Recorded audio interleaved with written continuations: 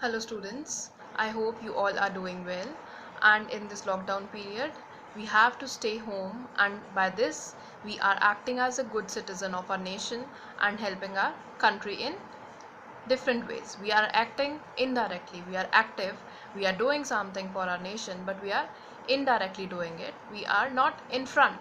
The frontline warriors are our doctors, policemen, etc., but we are also fighting in this war, and we are staying at home and acting very rationally to protect our nation.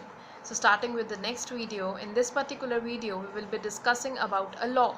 That law is also very much easy and it is used in your daily life also. It is the law of diminishing marginal utility. We have discussed about the different types of utilities. What is utility? We have discussed about total utility and marginal utility.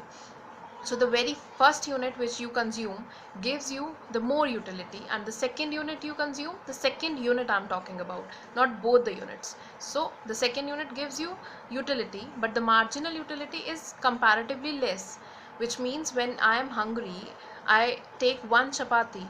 The utility of that very first chapati is a lot more than the second chapati, and then the third comes, then the utility again decreases, fourth comes, again decreases. Now I am full, I don't want anything.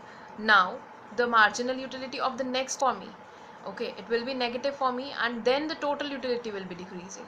So this way we will be discussing about the law of diminishing marginal utility, and as you know, it is a very simple law, but we have to discuss it and we have to talk about it in mathematical manner also.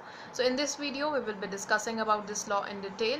So see this video and you will be able to know what the law is, how we have to discuss it, how we have to write it in mathematical way. All these things will be covered in this video. So see this video. So starting with the law was given by Alfred Marshall, and this law states that the additional benefit of a person derives from a given increase in of stock of his stock he is having of a thing diminishes. It diminishes with the increase in the stock that he already has. For example, I am already having a pen, the utility of the next pen will be decreased. Okay, it will be of less use as compared to the first pen, or the first pen I need is having more utility. So this is talked about, and the additional unit is talked about, which means the marginal utility we are talking about, not the total utility. This law is having certain assumptions. The very first one is that the consumption, it should be done in proper units. Okay, the full glass of water means a glass of water, a chapati means a chapati. All the units, the second one states that they should be identical, they should be same in size and shape. So this means that they are homogeneous units. The consumption should be continuous, that it should not be like I am eating for now, and then the marginal utility is measured after some time, then again I'll be feeling hungry, then the marginal utility will be different. So it is not like that. The consumption should be very much continuous, in a continuous order. The fourth one is that the consumer is a rational person. His behavior, he is very much rational about different things. The time period of consumption should not be too long. The price of the substitute goods should not change. That if the price of the substitute good will be changing, I'll be attracting towards that. So it should not be like that. The seventh one states that utility can be measured, and it is measured in imaginary numbers. So we are measuring the units, they are utils. So today we will be discussing the law as we have discussed the statement. So now we will be discussing its illustration. We will be discussing what the law states in mathematical terms. So as we have discussed earlier also, that the utility, first of all I will be writing the units here. These are the units, and here I will be writing the marginal utility gained. So units are 1, 2, 3, 4, 5, 6, 7 and 8. These are all the units. Now we will be writing the marginal utility. It is 30, 25, 20, 15, 10, 5, 0 and -5. You can see that there is the difference of 5 in each. So the marginal utility is diminishing. Now we will be making a graph, and with the graph we will be discussing it. So for a graph I am making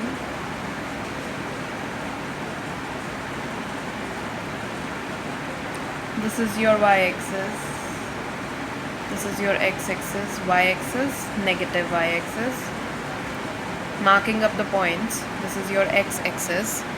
We are marking the units over here, and we have 8 units. So 1, 2, 3, 4, 5, 6, 7 and 8. I have marked 8 units over here and I will be taking the difference of 5, 10, 15, 5, 10, 15, 20, 25 and 30. Similarly here it will be -5. This is your 0, 1, 2, 3, 4, 5, 6, 7 and 8. So starting with the very first one, 1 unit 30, 1 30, 2 25, 25, 3 it's 20, it's 20, 4 it's 15, approximately it will be here, 4, 5 it is 10, 10, 6 it's 5 and 7 it's 0. This is the point of satiety or the point of saturation. At 8 it is negative, so -5. So when you will join this line, you will get a straight line.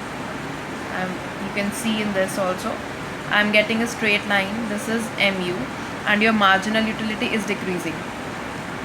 Here I have taken the marginal utility on y-axis, and on x-axis we are having the units.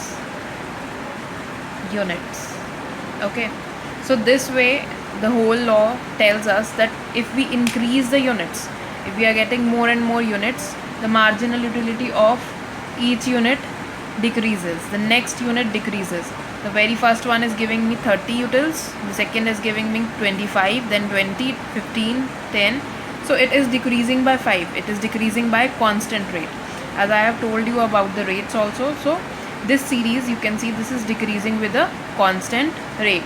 So this is all about what actually the law states. It says that the marginal utility decreases when we increase 1 unit with particular 1 unit as compared to the previous unit. We are not getting the equal utility, equal marginal utility. Okay, so this is about the law. First case we are discussing is the case of consumer equilibrium with a single good which we are getting free of cost. We are not paying anything for it.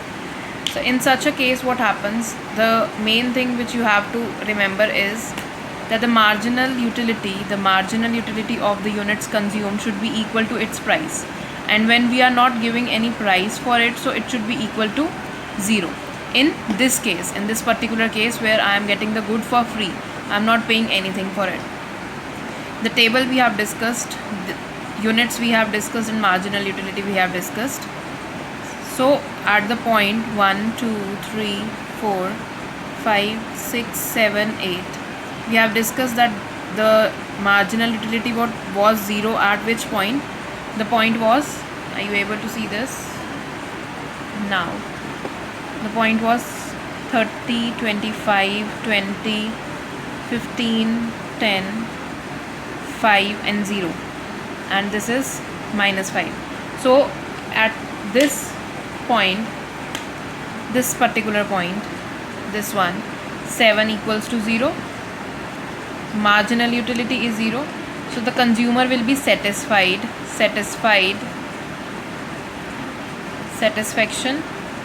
at 7. Okay, when 7 units are consumed, marginal utility is 0 here, but the total utility will be maximum over here. You can calculate it on your own, and you can calculate that at any other point the maximum utility will not be, the total utility will not be maximum, but at this point it will be maximum. So this is the point where marginal utility is equal to the price of the x unit, and it is equal to 0. Why is it equal to 0? As you know, we are getting the unit free, so it is equal to 0. So this will be the point where the consumer will feel full satisfaction and the consumer will be in equilibrium, as he or she is getting maximum utility plus one more unit. Now a question arises that the consumer is getting the same utility at point 6 also. Why we are not considering that point? The reason is that we have to equalize the utility with price, that is equal to 0, which comes at point 7. So this is for the very first case, that is for single free good. Now we will be discussing the second case, that is this is first case we have discussed. Now we will be discussing the second case, in which the consumer's equilibrium we have to find. In case of a single good, the good is single, but for which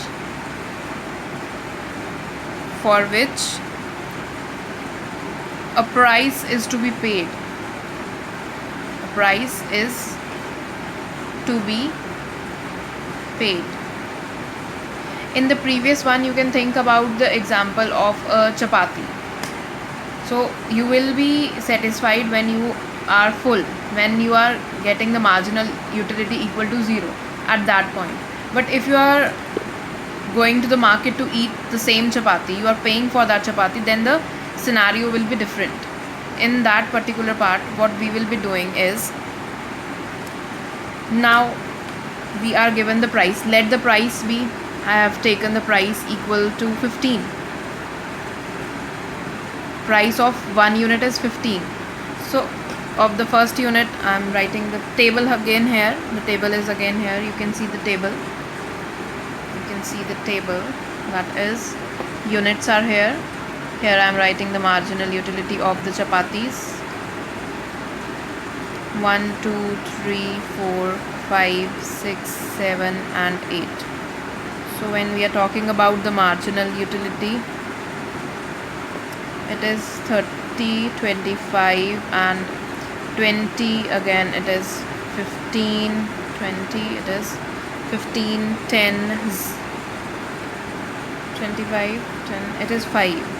It is 5, 0 and minus 5. So in such a case, what will happen? Where the price will be equal, at that point I'll be satisfied as per the price. So why I'll be satisfied? As I am giving the price, I am paying something, so it will be equal to this, and the units consumed are 4 units. Now one thing is to be seen in this, that the consumer is in surplus also. Consumer is getting certain surplus. What is consumer surplus? The very first thing, we will be drawing the graph, and again the same graph will be there. You can see this way the graph is there. This is the x-axis, this is the y-axis, this is the negative y-axis. I am not marking up the points again. This is point 7. This is the maximum satisfaction point. Maximum utility will be here, but this is the point, you can write, this is the point of satiety. Okay, this is the point of satiety, which means saturation. But when we are talking about, when we are given with the price, that is 15, when we are given with it, this is the price line. So this is the consumer's equilibrium. This is the consumer's equilibrium. Here the consumer is in equilibrium at this particular point, and the consumer is consuming 4 units. Okay, the consumer is consuming how many units? 4 units. So this way the graph is drawn, the whole graph you can see it once again. So now I am erasing it and we will be discussing about the consumer surplus. Basically the consumer surplus is this part. This shaded part is the consumer surplus. When we join this and this is the part, this is the consumer surplus. How is it calculated? We will be discussing that.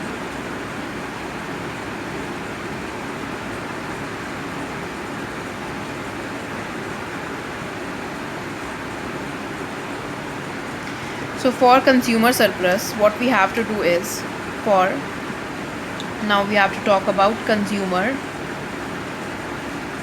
surplus. Surplus means he is feeling much more satisfied. He is getting a surplus of something. How is it possible? You can calculate when I am taking the very first unit. Okay, I am taking the very first unit.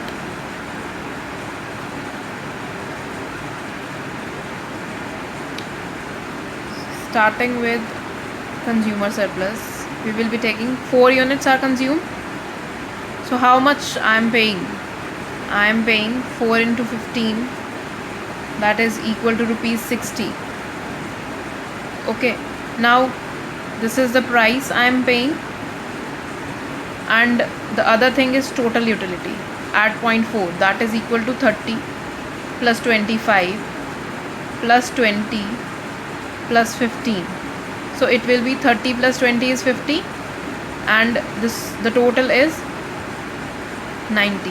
So this is the total utility I am getting. So what do you think? Is there any difference between both these things? The consumer thinks that he should at least get the utility of 60. He is getting 30 more units, that is 90 minus 60, which is equal to 30 units. This is the consumer's surplus. This is the consumer's surplus.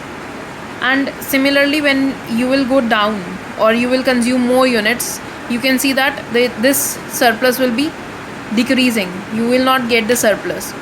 As if you are consuming the 5th unit, you will add, what about the 5th unit? If I am consuming one more unit, that is 5 into 15, 75. And how much total utility will be there? That is 90 plus 10 you have to add, 10.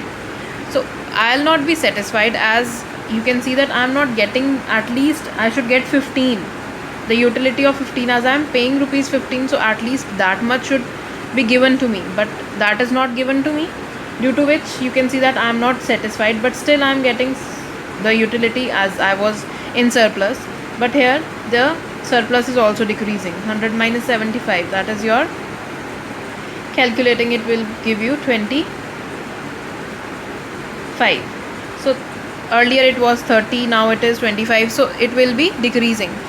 Similarly, when you will talk about the next unit, that is your 6th unit, again the same thing will happen. You have to pay 15, but you are getting the utility of only rupees 5. Again it will be less. So when you will consume more than this part, your surplus will be decreasing. At this point your surplus will be maximum. At which point? At point where the consumer is satisfied, where the marginal utility is equal to the price. So this was the concept of the consumer surplus, and how the marginal utility helps in measuring the consumer surplus and help the consumer to be in equilibrium. This was all about the law and consumer surplus. We have discussed the two cases of the consumer surplus.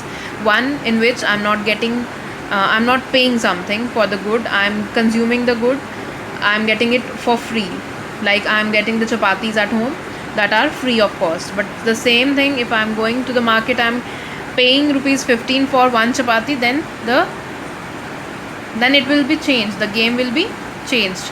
Now I'll be consuming only 4 units, not more than that, as I am paying.